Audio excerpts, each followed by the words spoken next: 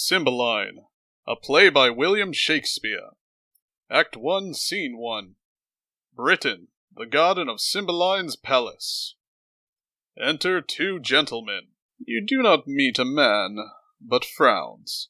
Our bloods no more obey the heavens than our courtiers still seem as does the king. But what's the matter?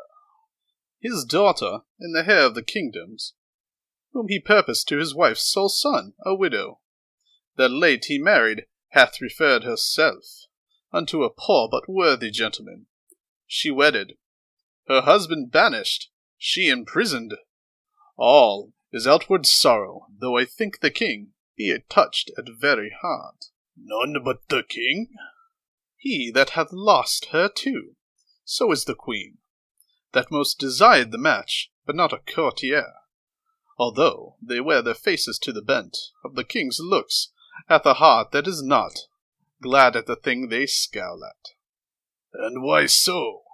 He that hath missed the princess is a thing too bad for bad report, and he that hath her, that married her, a lack good man, and therefore banished, is a creature such as to seek through the regions of the earth for one his like. There would be something failing in him that should compare, I do not think.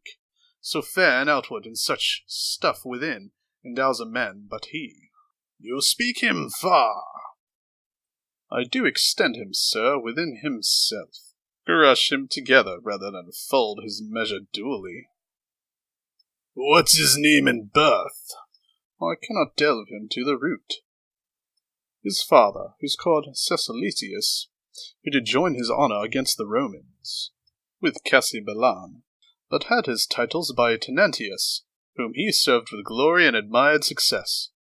So gained the Sir-Addition Leonatus, and had, besides this gentleman in question, two other sons, who in the wars over the time died with their swords in hand, for which their father, then old and fond of issue, took such sorrow, that he quit being, and his gentle lady, big of this gentleman our theme, deceased as he was born.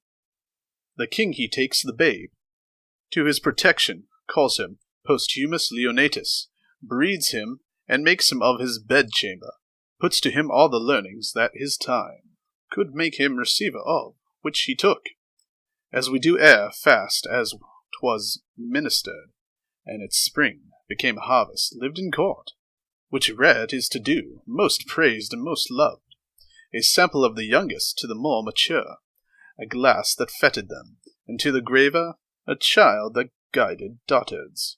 To his mistress, for whom he now is banished, her own price, proclaims how she esteemed him and his virtue. By her election may be truly read what kind of a man he is. I honour him, even out of your report. But pray you, tell me, is she sole child to the king? His only child. He had two sons. If this be worth your hearing, mark it. The eldest of them at 3 years old. The swathing cloths the other. From their nursery was stolen, and to this hour no guess in knowledge which they went.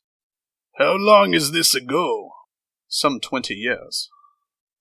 That a king's children should be conveyed, so slackly guarded, and the search so slow, that could not trace them? Howsoe'er 'tis strange, although the negligence may well be laughed at, yet it is true, sir. I do well believe you. We must forbear. Here comes the gentleman, the queen, and the princess. Exit the two gentlemen.